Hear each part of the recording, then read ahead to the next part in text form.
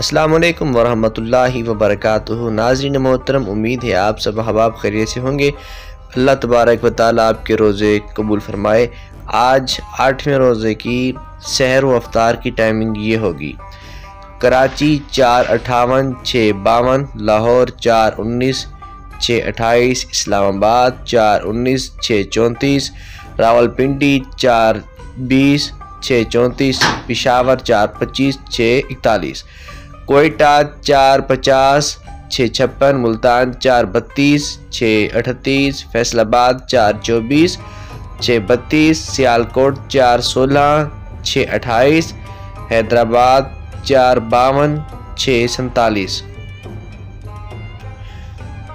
Sialkot 4:16 6:28, Hyderabad 4:52 6:47, सक्कर 4:47 6:47, Gujranwala 4:18 6:29, Kotli 4:17 6:31।